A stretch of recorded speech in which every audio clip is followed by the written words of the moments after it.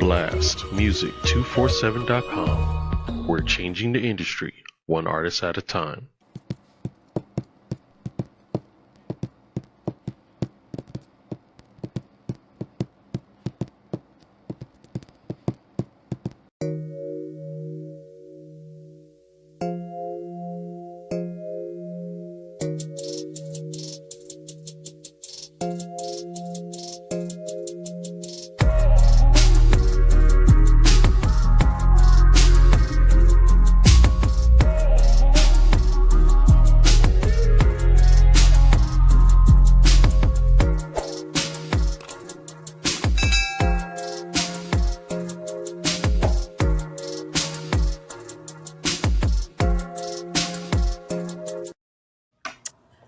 Good evening, everyone. Welcome back to another episode. I think this is episode 16 of the Say Less podcast with Comeiko. I hope your day is going well.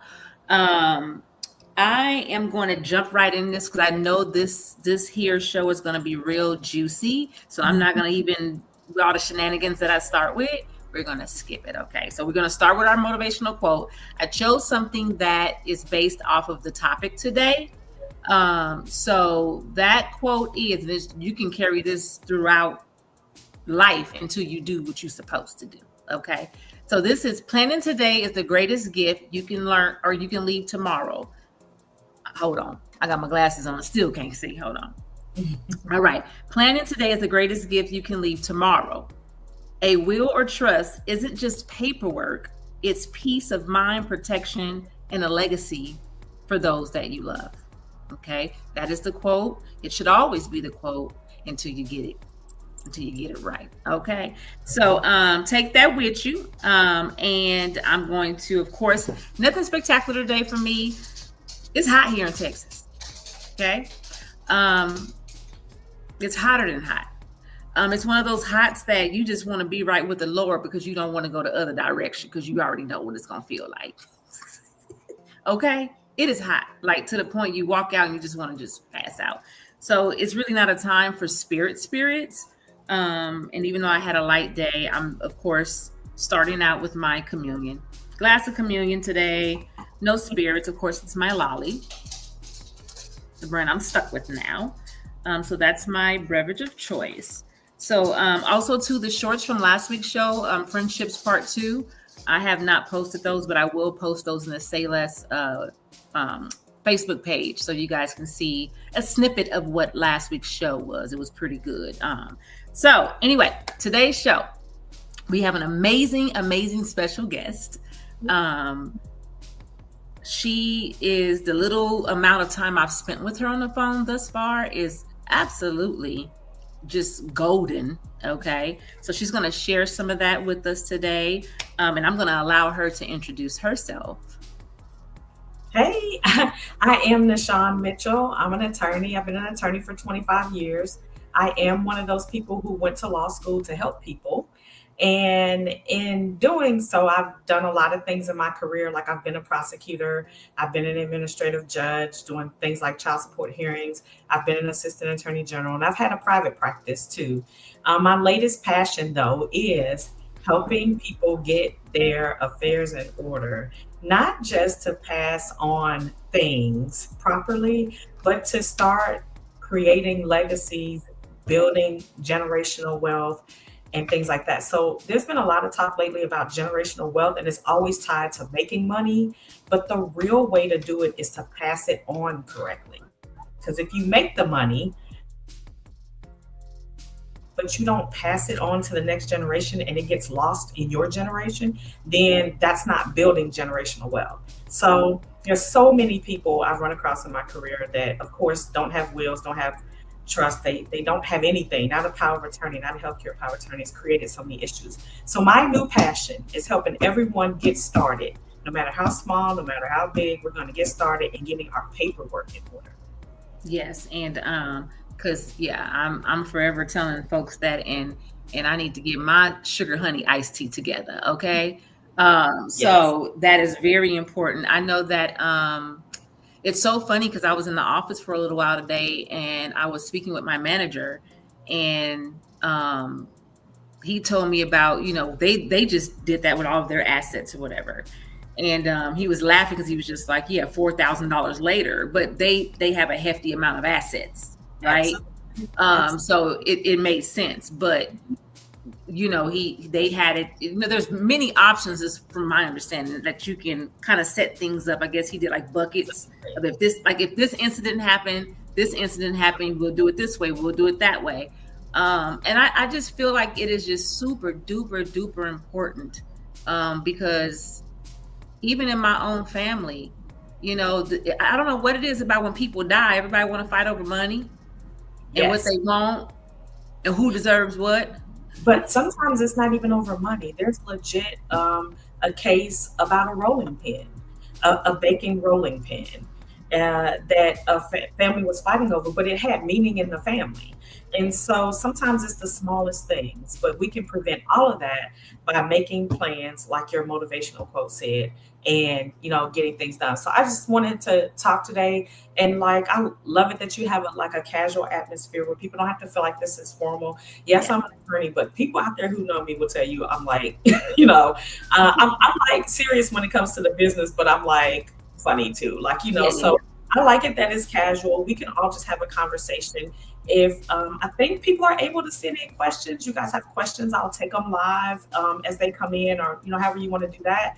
But if you want me to, I can go ahead and get going on some of the most popular questions that people ask me. Joe, is that Joe Roll? Jerome? Oh, Gerald. Oh, yes. You grew up with him. Okay, yay. Yeah, she's golden. Yeah.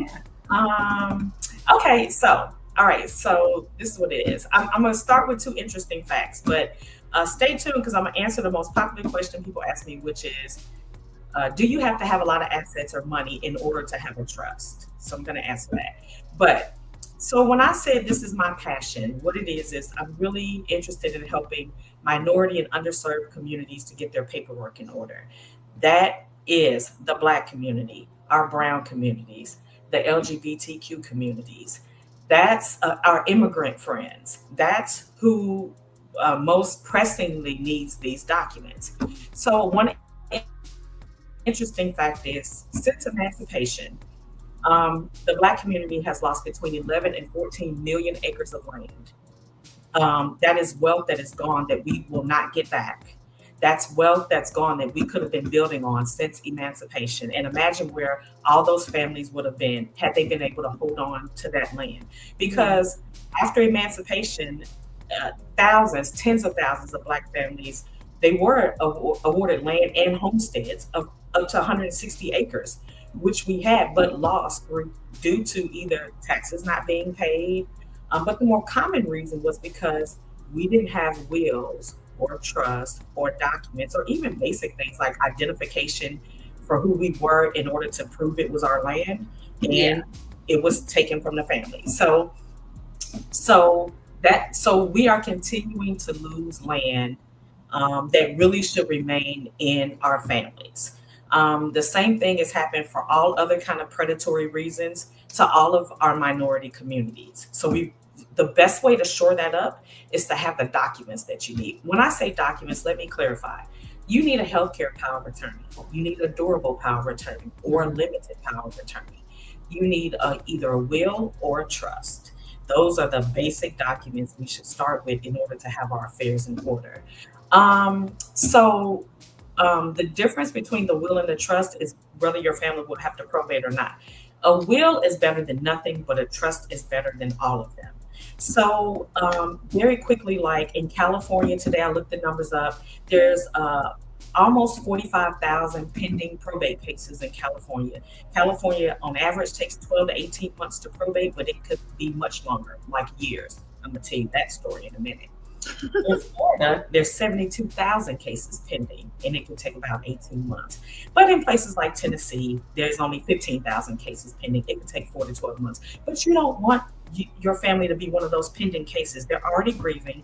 Your loss will, hit them all in different ways, and you don't want them to have to deal with this court process. So today, this discussion, who needs this discussion today? If you are single and you have no children, you need some documents. Okay. Especially something about, especially if you're single, you have no children, you're an adult, but your parents are divorced. There's going to be a fight over who can make medical decisions for you. There's going to be, that's going to cause a problem. Okay. Yeah. If you're single and you have children, whether or not you think you know who you want the guardian to be, you need some paperwork. Who's going to care for your children if something happens to you?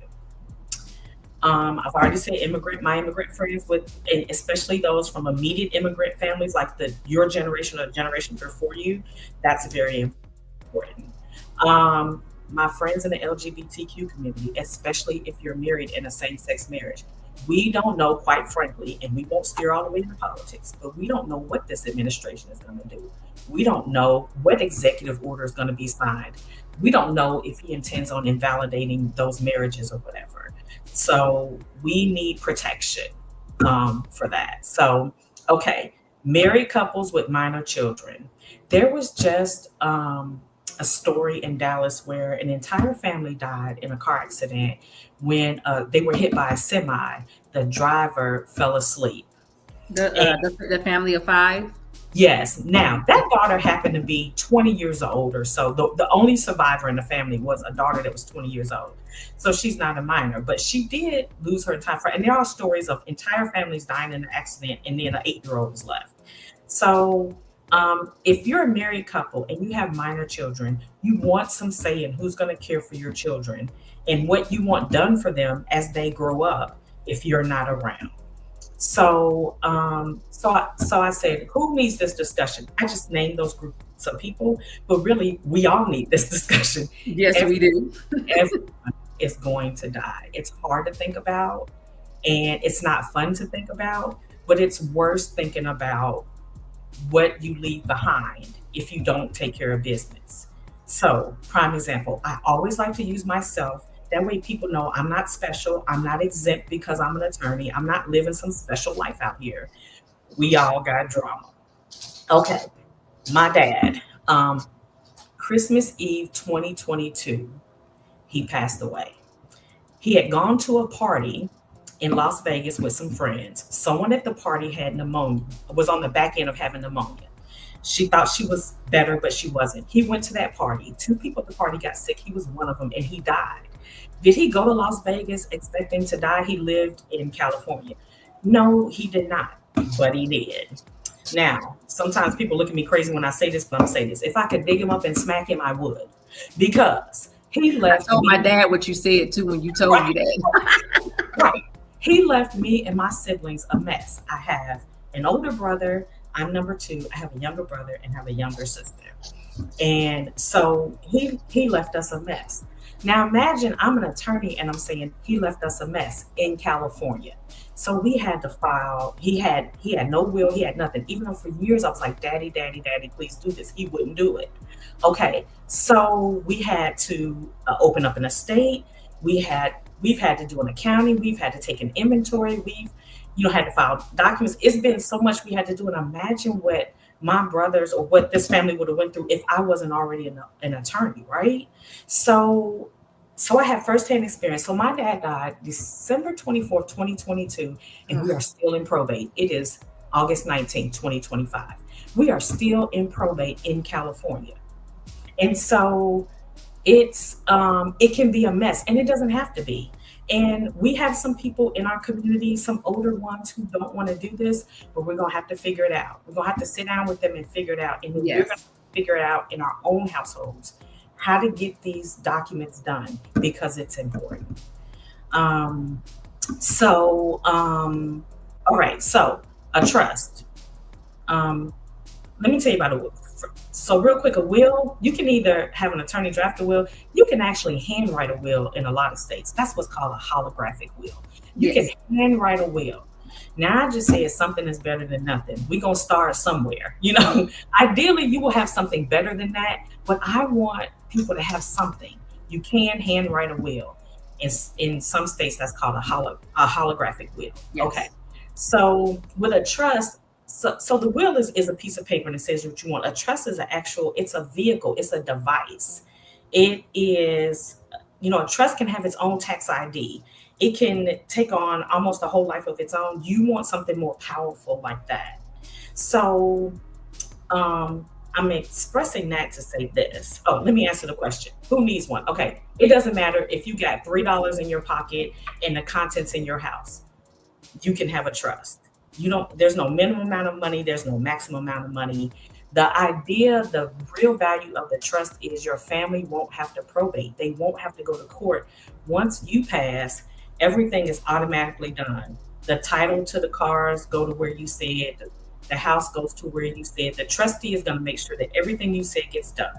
As opposed to like the situation with my dad, we had to go to court, and then we had to name my older brother as the person in charge and personal representative. Side note, is there any little sisters out here and y'all got big brothers that always trying to be the boss of you? I won't tell my big brother if he on here, you're not the boss of me. But I'm gonna tell my little brother on here, I'm the boss of you. So anyway. When we lost our mom unexpectedly, my brother just took over everything. Right. You know, everything. That's what they do. These big brothers is something else. But I have the best big brother in the world. So shout out to my big brother Steve Watts. Shout out to my little brother Randall Watts. Shout out to my little sister Sky Watts. Okay, so shout out to the Watts clan. We out there. Okay, so he got put in. So he had to be put in charge. So we had to do that, and then the court wants to know, well, what's everything your father has. We had to do a whole inventory of everything he had. Yeah. You constantly have to report to the court. You have to tell them everything you're doing. The court wants to approve that stuff. If they don't like how you're handling it, they could put a perfect stranger over that estate to manage it. And that perfect stranger might take 5% of the value of the estate in order for the pleasure of taking your property and being over it. So, now, I don't mean to cut you off, but that's something that my manager did say today, that they ended up having to appoint attorneys for the kids. Right. Yes. The judge appointed attorneys for the children, and yes. and whoever they appointed, they were the ones to set the trust up. I'm like, well, how can they do that? Yeah. If the court feels like whoever is standing there in front of them is not going to adequately represent whatever best interest the court is concerned about, they will appoint people. And put them over your father's estate, your child's estate that died, your husband's estate. Sometimes, they will put someone over it. So this is why we need to make decisions while we're here for what we want to happen, so that some random person who's on the bench is not making these decisions for you.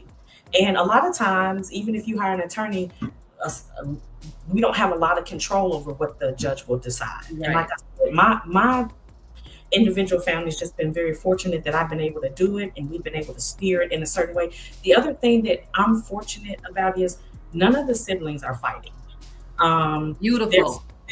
There's no argument, and everyone is yielding to the big brother and what he's saying.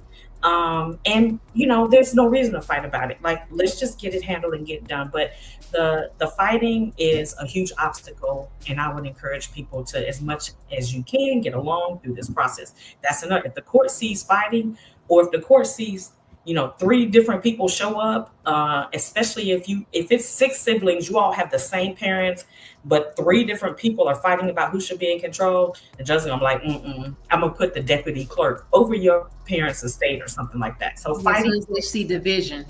Yes, the division will trigger that. So that's something to think about. So the value of the trust is none of that happens. A trustee is over the estate, and then the trustee goes into action and does everything that the trust instructs them to do. So I have a trust. And another thing for this fact pattern, as we talk, a lot of people know I just got married last year. I was married before. My first marriage was a long term. It was a 16-year marriage. My husband was married before. He was married for 19 years. So we had long first marriages, and we have children. So when we came together and we talked, it's like, okay, hey, what would you like to leave to your children? This is what I want to leave to my children. What do you want to do with this? What do I want to do? And it all got put together in a document. And then I have a trustee. So if he passes and I'm here, I'm still the trustee. And vice versa. If I pass, he's here, he's the trustee. But if we pass at the same time, like on one of these wonderful adventures we go on when we go to Mexico or all these places we go to, I have appointed alternate trustees. And I have two girlfriends, they both attorneys, and I have them operating in different capacities because I want them to do different things. So I have one who's kind of in control. So look, can you tell, you see this spread? I don't know if y'all saw that, but like, so I'm a member of the best sorority on this side of heaven.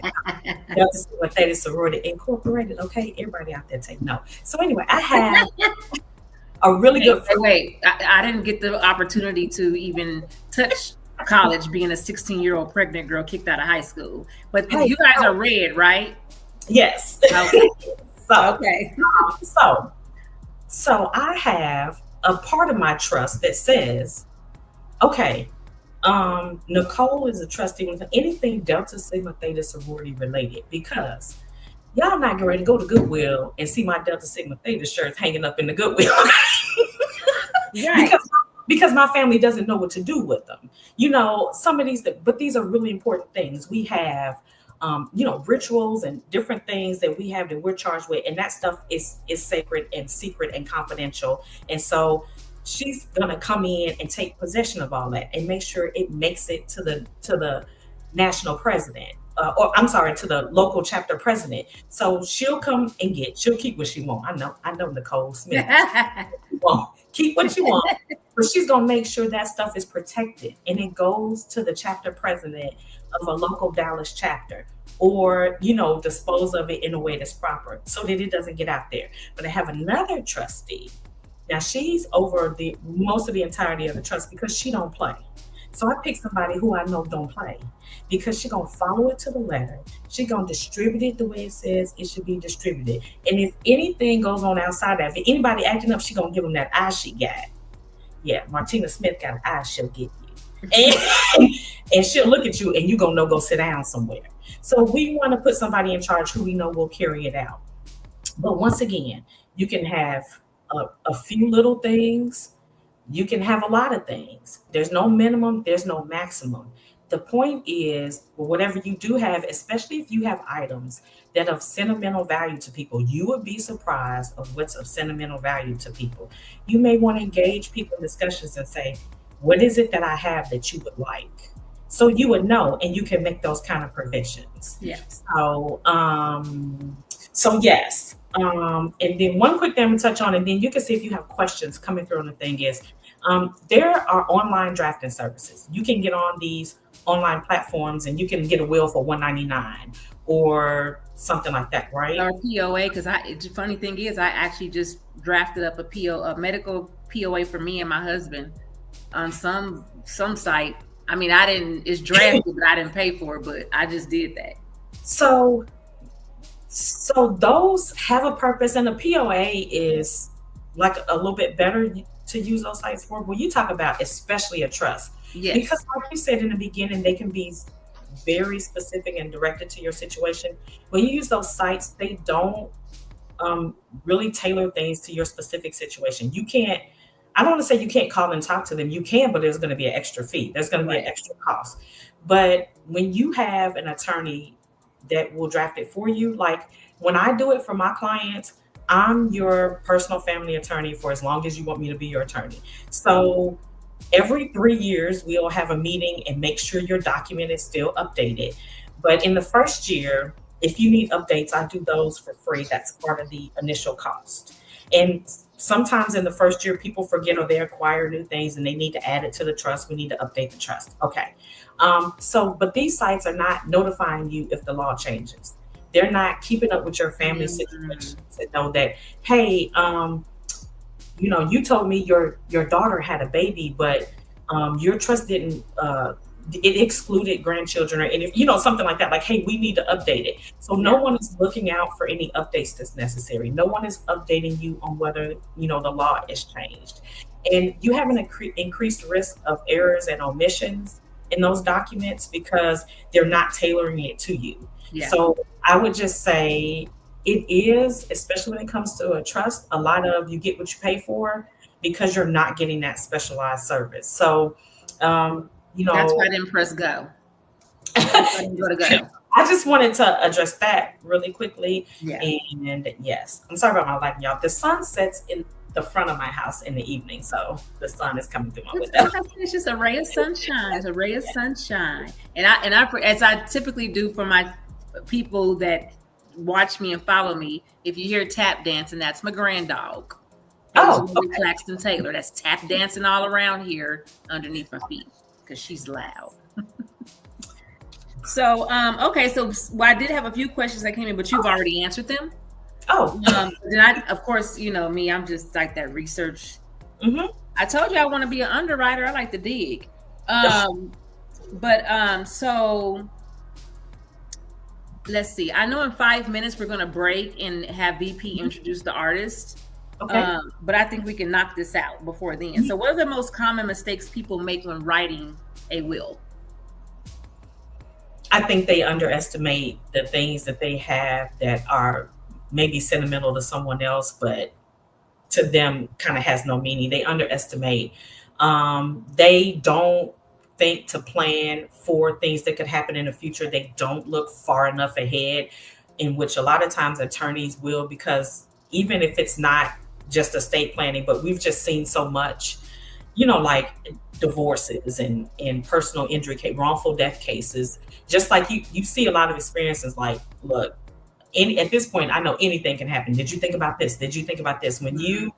If you're sitting, because I said earlier, you can do a holographic will and write it out yourself. You can, but if you're sitting by yourself, all you have as counsel is yourself. You're not talking it out with anybody or asking. And then so, you know, an attorney, or even if you bounce it off a friend or something, say, well, girl, did you think about this? Did you think about that? And they're not, people think, oh, that'll never happen, or this will never happen. And anyone who knows attorneys know we plan for anything that could possibly happen.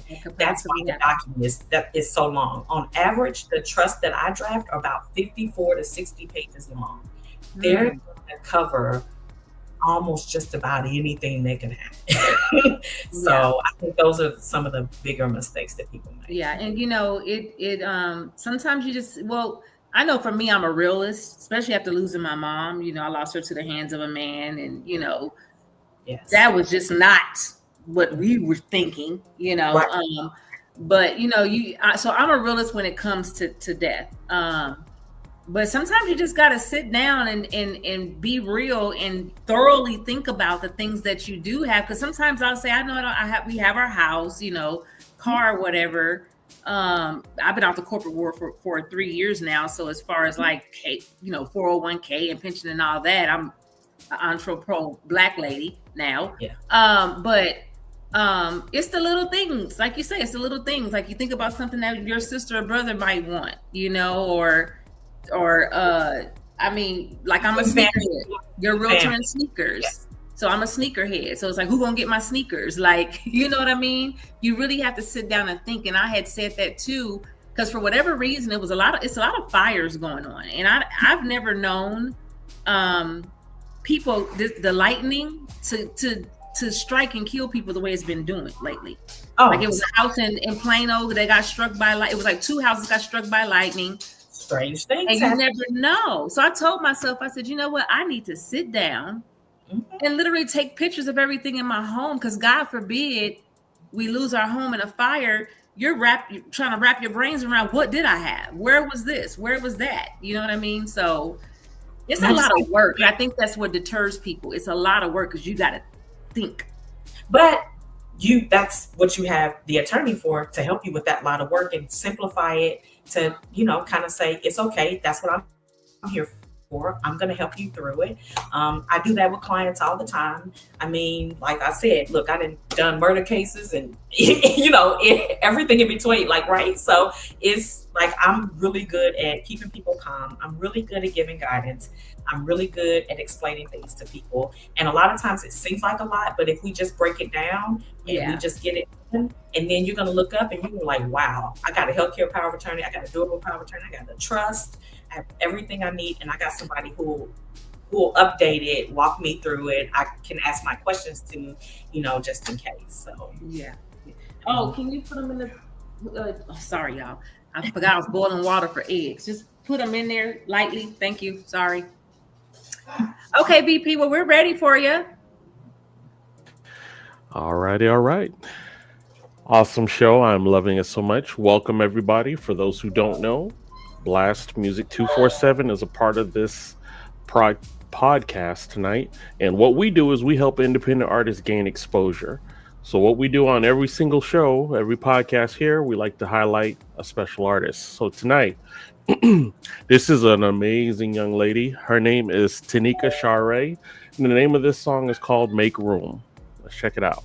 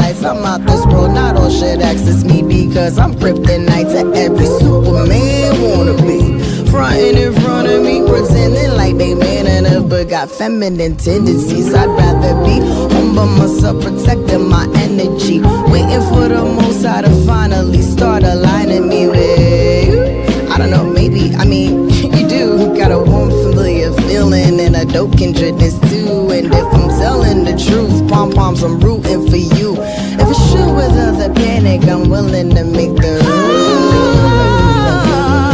can't wait to see you again.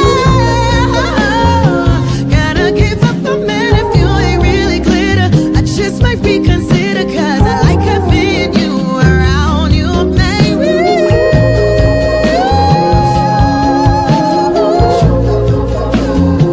That's right, I'm still a G. I know it might be soon, but I don't mind making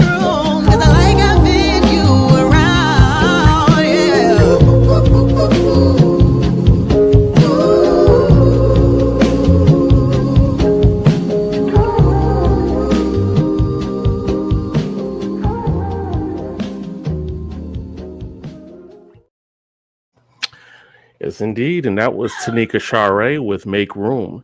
And if you are an independent artist or a spoken word poet or up and coming comedian that needs some exposure, you can go to blastmusic247.com and register for free. But Blast is also looking for the fans. So if you're a fan of great music, you too can also go to blastmusic247.com, register as an unlimited fan, and get access to hundreds of independent music. Blast, we're constantly changing the industry, one artist at a time. All right, ladies, back to you. Thanks. I love that artist. She is amazing. Sounded good.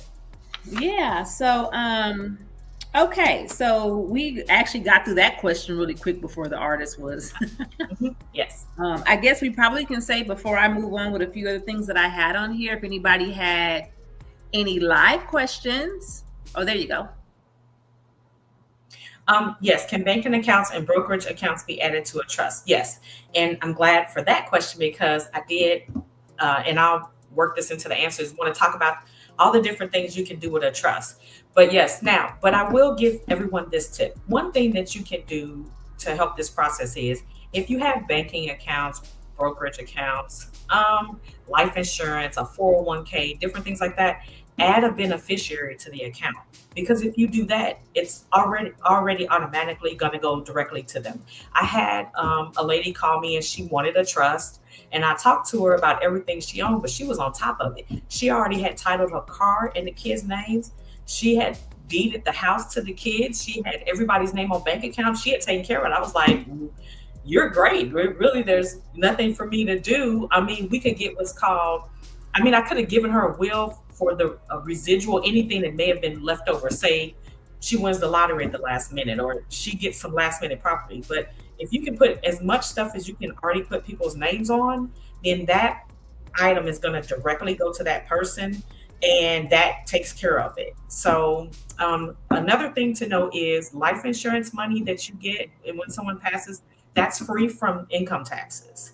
So having adequate life insurance is another way to build wealth and pass it on. So a lot of communities, not mainly the ones I mentioned when we started this podcast, right, actually use life insurance as a way to pass wealth on to successive generations. A whole generation will insure themselves and make the generation under them the beneficiaries. And so that life insurance money passes down. They're insured themselves for $500,000 or $1 million, and that passes down. Now, in some communities, you can't get the generation above you to get life insurance. You got to have a fish fry to bury, Auntie Pookie. You got to have a fish fry going because or involve your social media nephews and uncles and aunties and cousins for the GoFundMe. Right, we're on the GoFundMe. And so that's another way where we're losing out on passing generational wealth. We're missing a whole wonderful vehicle. Side note, people who know me out here will laugh, but I'm going to tell y'all. So I am an attorney, but I'm also a licensed insurance agent. I've been a licensed real estate broker. I have a lot of certifications, and I'm just telling y'all, having a life insurance policy that is substantial. You can take that life insurance policy actually and make the trust the beneficiary. If you don't trust people to give it directly to them, your children, your grandchildren, whoever, if you don't want to directly give people money, you can fund the trust with the life insurance money and then tell the trust to say, hey, only give this money to children who are direct descendants from me who have finished college. Give them $30,000 on the day they graduate or something like that. What a blessing, right? Right. Or only give this money to not only, or you can make a stipulation, you can get money if you graduate from college, if you're buying your first house, when you have your first child, something like that, right? Yeah, stipulations. You can definitely direct and what you want done with things, but you can set it up where the money goes into the trust and then the trustee will spend the money out in whatever way you direct. So what you would do, you can actually use the trust to buy these different funds. Just like when we bought this house, we bought it in the name of the trust. Quick note, don't let us forget to talk about asset protection. That's how you use a trust to protect your assets from creditors. Correct. Okay, but you got some more questions. Don't let somebody out there hold us accountable. We want to talk about how to protect your assets from creditors. You can will intellectual property like book and song rights, royalties, correct? Yes. Now, what I would recommend doing though is that little part of it, the book rights and stuff, putting that inside of an LLC or something like that. Mm-hmm. Layer the protection to it. I would Yeah. put it inside the LLC, put the LLC inside the trust. And then you want to make sure, that's another good point. Remember I said I got a Delta trustee and then I got a trustee for some other stuff. Yeah. You want to put somebody over that who understands what business you're in. Right. You don't want to leave a trustee over that who does not understand what that is. So like my two trustees are attorneys, so they will know what to do with my practice. When I pass, they'll be like, okay, well, she's got all these clients. We got to fill them out to somebody. We got to wind her practice down. We got to collect all the money and then distribute it out, right? But if I had like my brother or my husband as the trustee over that part of it, he wouldn't know what to do, with legal clients. He doesn't know what to do with legal clients. So you can have different people over different things. You can tell the trustee, hey, go to this person and give them these instructions, or you can have co-trustees. So that's another thing. But if you have something like book royalties, you have something that's very nuanced and specific, especially if you have a business that requires a license, like an attorney or a CPA or a dentist or a medical practice. You want to put somebody over that part that knows that business. That understands it. Mm-hmm. Yeah. Maintain your trust. Okay, so what attorneys should have is a succession plan for their own business. So if your attorney passes away while they're handling your case, their office should say, hey, we have an attorney that we can send your file to. Please give us permission to do that. They got to ask you first. So you might say, I don't know nothing about that attorney. Don't give me my file. I'm going to find somebody else. And so you get your file with whatever draft was there, kind of whatever they were working on. And then you find another attorney. But know that a new attorney probably won't accept that draft like, hey, this is mostly done, so can you lower your fee because this is done? They're going to want to draft it themselves and do their own due diligence, but they will use that draft as an indication of what you wanted and what you told that other attorney. But attorneys should have a succession plan for their own practice and have another attorney they can pass stuff off to. They will say, okay, this attorney passed away and I'm taking over their caseload, and you'll get a letter, or you may just get a letter, like if you don't know your attorney passed away, say this attorney passed away and I'm winding down their office, like I just talked about before, about like my trustee winding my office. Yeah. I'm winding down their office. I'm happy to help you if you would like, or I can send you your file. Okay. And then VP, if there's any more questions, VP wants you and I to read it out loud so others can know what you're answering. So the question from Alicia about, that's a good question. Suggestions do you offer to begin conversation with the elders? Because that is something I want to talk about. And that's just difficult because you just have some, like my dad, they are my just, daddy. Right. They are just, I mean, you can say, hey, look, the best thing you can do is just give them examples that you heard and say, hey, everyone that I know in my age group, because I know, Alicia, we're in this age group where our elders are passing on. Hey, everyone I know in my age group that has dealt with this has had a really hard time. They've been in probate for years. And I don't think you want to do that to me. I would hope that you wouldn't want to do that to me. So what would make you feel comfortable? What document would make you feel comfortable that we can put in place so that at least I don't have to go to probate? And another issue with older people is they feel like if they have this document or whatever, they'll lose control, like a trust, right? They'll lose control, but they can be the trustee until the time of their death. They can maintain control over their assets, what happens to their assets, what happens with everything. They can maintain control over their own assets until they pass, and then the next trustee will take over. So a lot of times they feel like, well, if I have this trust and I got a trustee, and you're going to take all my stuff from me. No one's gonna take your 1957. And we're not gonna. And that is so true, because this little scare that my dad just had. Me and he's retired Vietnam. Okay, cuckoo crazy, get the whole 100%. Okay, but he's been saying for years, I got to get you guys on this and that, and your DD-14, and and it's like, Dad, stop playing because you're getting older, and he just had a scare. So, I told him, I said, he's one of those type, I don't want nobody taken. So even with the POA for his bank account, he had went and spoke with someone, and he was like, I need to put you on my bank account. I said, well, Dad, just get a POA, And in the event that you become incompetent or you die, that is the only time that I would have any say so on your account, right? Yes. And it's still one of those, she gonna take money out my account. A POA ceases to have any effect or authority once the person passes away. That's a big misconception. People call me all the time and say, "Well, I got a POA." I'm like, "But they died last week, so your POA is not any good." The bank said that that's what they do.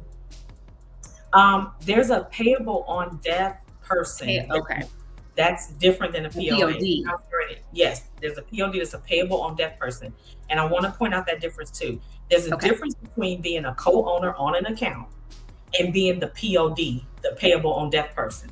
Some people get added to a POD on a person's account. I would not do that. And I especially wouldn't do it for an elderly person because the laws about elder abuse are strict and the people that enforce them are very serious.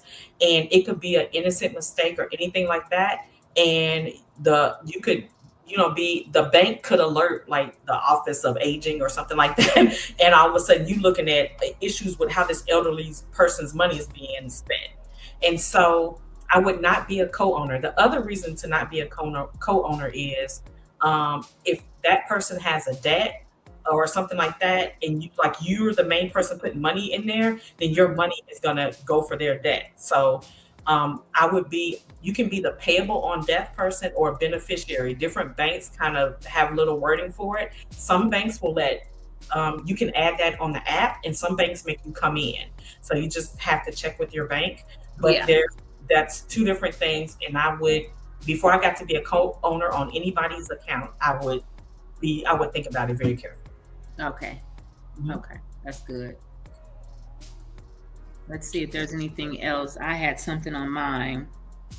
And I saw Destiny said, "Hi, that's my realtor." Hey, Destiny. Okay, so let's see. You already spoke on the plan to protect the children and the minors. You already spoke on that. You already spoke on the life insurance.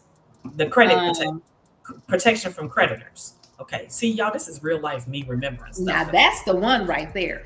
Yes. Okay. So this is what it is. When you have a trust, generally for asset protection, okay, there's two different kind of trusts. There's a revocable and an irrevocable. When you have a revocable trust, you can revoke it at any time. You can say, "You know what? I don't want to do this anymore. This trust is no good. It's no longer of any effect." If you have an irrevocable trust, you can't just end it like that. It's there and it exists. So when you have an irrevocable trust and you have a trustee who is not yourself or a down the line beneficiary as the trustee, that's one way to protect your assets from creditors. Now you can do the same thing with a revocable trust, but it's generally done with the irrevocable trust, because when you don't have control over your own asset, even though it's technically yours, it's not considered yours when you don't have control over it. So if it's not yours, the creditors can't get to it. So this is why you'll see, and the stars do it all the time, you'll see, rich people, famous people with a lot of wealth, it'll be a trust set up and they don't necessarily own it. They'll say they don't own it. It's theirs. They live in the house, they drive the car, they do all that kind of stuff. But the trustee pays that bill, or the trustee owns the house for their benefit. But the person can't say, "Sell this house, I need some money," or "I don't want this car anymore, go sell it." The trustee has sole discretion over what happens with the assets. But because you technically don't own anything based on that trust, you don't have control over anything, the creditors can't get to it. Okay. So if you appoint a trustee like that, that is definitely got to be somebody you trust. Because once you do that, you don't have control over your asset anymore. That trustee does. Yeah. So it definitely needs to be someone that you trust. Super duper duper trust. Yes. Now that's deep right there. The main way to protect the asset from a creditor is that you don't have control over it. Not that you don't own it, you don't have control over it. Okay, go ahead.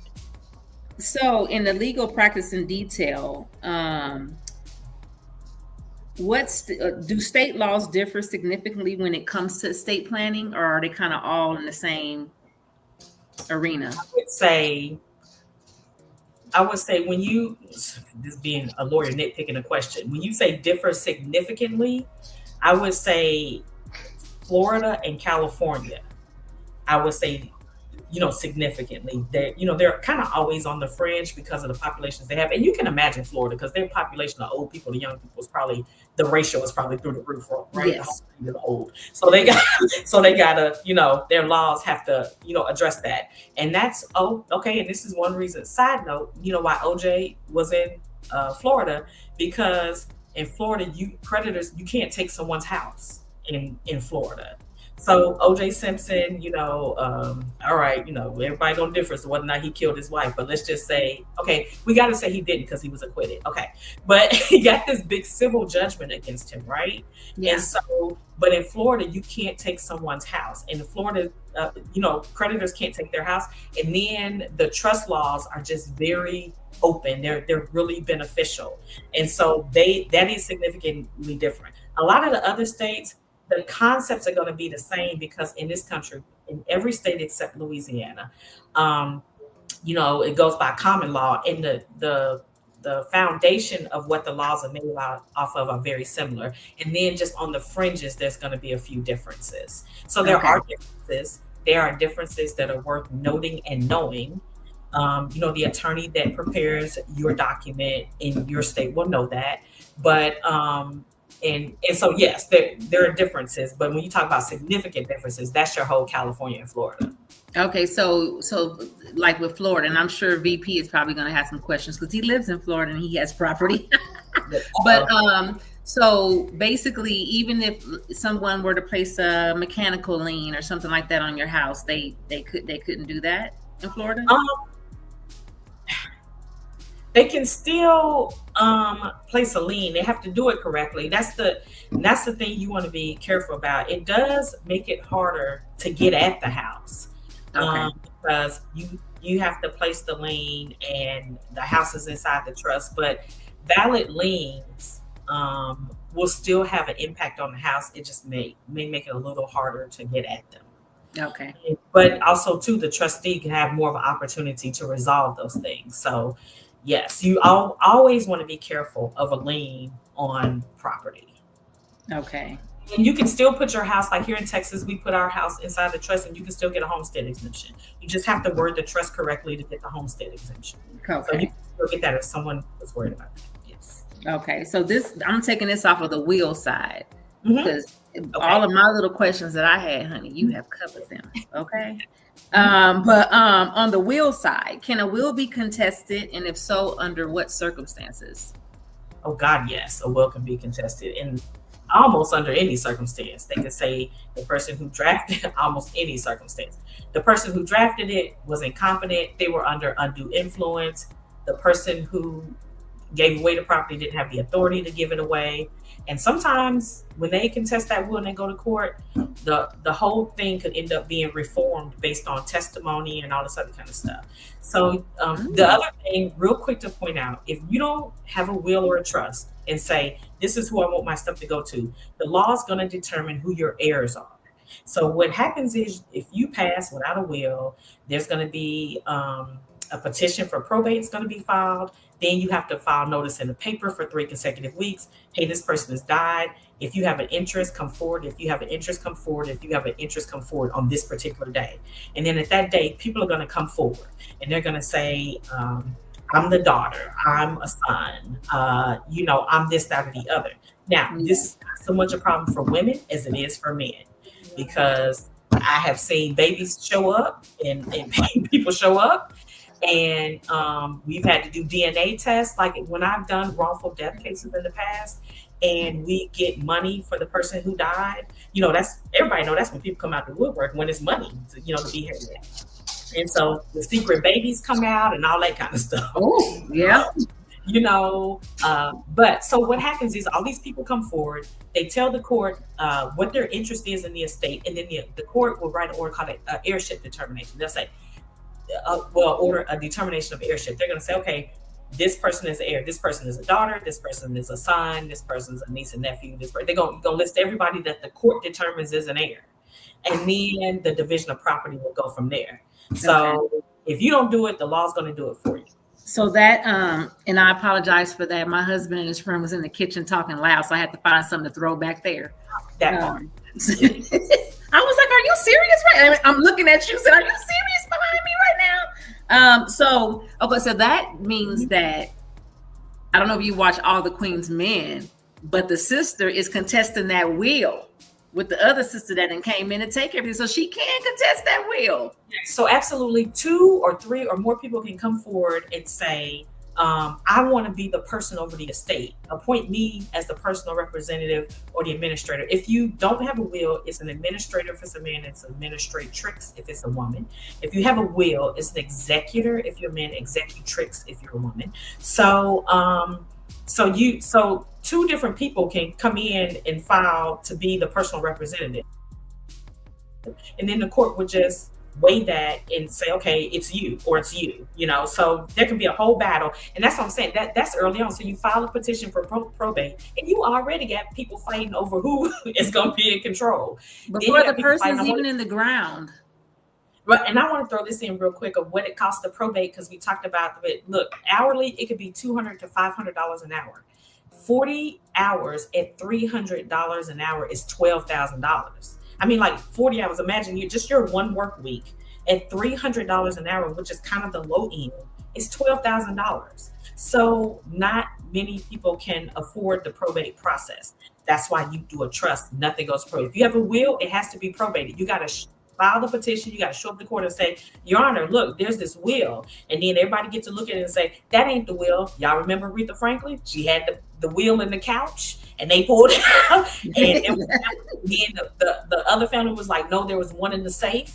And then the other, so you can create that kind of problem, but it's anywhere from $200 to $500 an hour. Some attorneys will charge a flat fee, but some attorneys, especially in California and Florida, because the states are so big, they charge a percentage of the estate is what they charge. They're going to take a percent of the estate as the fee in order to handle it. You can get around all of that by having a trust. By having a trust. You can the will for almost any reason. You can say the person wasn't competent when they did it. You can say the signatures are bad. You could say the person didn't own the property they gave away. You could just say they gave it to the wrong person. I'm supposed to have it. I'm the oldest. You could say that's not even a real child. I want a DNA test. You could say, any and everything you can think of. Once again, it can be said. Yeah, that's been really, really heavy on my heart. So, of course, we'll be talking, I want to get that prepared. And hi, Poopy. My daughter just came on and said good information. I saw you, girl. But it's so important. And like I say, when I initially talked to you, I said, I don't really have much, and you clarified that and said, it doesn't matter what you have. It's just a matter of avoiding the complications, when it comes to the loved ones that you leave behind, when it comes to your affairs. So then I guess we can say, typically, what are the costs involved in setting up and maintaining a trust? The cost can vary depending on how complex it is and kind of, how many beneficiaries involved and stuff like that. But basically, the range could be $2,500 to $6,000. And for me, like I said, I build into my price the first 3 years of changes, of phone calls, of taking questions. I just build in like a little price to get you to the part where we say, okay, it's been 3 years. And that may be a 30-minute conversation. It may be an hour long. We may have to meet all the way again and say, hey, look, has anything changed in your life? Mm-hmm. Like for me, I got married last year. So that would be a change, a huge change that, my attorney will want to know about, right? Has someone died that you provided for in your trust? Or has someone been born? Different things like that. We cover that every 3 years. So, but some attorneys they have their fee, and then when you need updates, like if you call and you need an amendment, you need an update, you need something, there's like a per price for each one of those things. I don't like nickel and dime people. One, because people don't want to be nickel and dime, but the other, because I don't want to do a bunch of billing. For me, I know when I do business, I like just give me a price, like package me some services and give me a price. Yeah. And, it doesn't have to be, it is a valuable service. It does take a lot to do it, but I'm not trying to break anybody's back. I'm trying to balance the fact that I want people to have these documents with the expertise and time it takes to do it. Yeah. And also too, because you just care. especially about the entity that you mentioned in the beginning of the podcast. We really care about. Yes. You know what I mean? Because a lot of people are speaking generational wealth, and you're right. I don't think that they know what it really entails. Yes. So that's very important. So yeah, I we've know done that good at the money, but we've done good at getting the money, but now we got to pass it on. Okay. Absolutely. Because I want to build a compound, honey. I'm trying to get some family members that I know that's responsible, so we can just build a whole big old land and I'll live on it and drive on golf courts to everybody's house. That's what I would love to do. So let the people know where they can find you. Oh, okay, wonderful. So I have a website that's mylegaletc.com. You go there, you can if you guys want to schedule something with me based on this show, if you go to like schedule an appointment, the third one down says complimentary 30 minutes. Just go ahead and click on that one, because the other estate planning ones, they have a cost to them, but you guys can click on the complimentary one and it'll set a time where you can, like, we can get on the phone and I can see what you need. So that's mylegaletc.com. And then I have a toll-free number, 844-415-3416. You call that number, you can I'll either answer. Well, someone else will answer, but they'll patch you through to me. And if I'm available, I will answer, and then we can talk, or just leave me a message and I'll get back to you. All right. So there you have it, guys. This was so amazing. I know it was amazing for y'all. It was definitely amazing for me. Clarified a lot of stuff, because again, like I said before, I'm a research queen. I got in trouble today from my RSM because it was something about probate over this weekend that my husband had sent me a text message about one of the people that live by the property in Waco, and had a question because the house, they're in probate and the house is getting ready to be taken by the bank. And so I told my RSM, I said, yeah, I had some questions about it. I said, but it was the weekend, I didn't want to bother you, so I Googled it.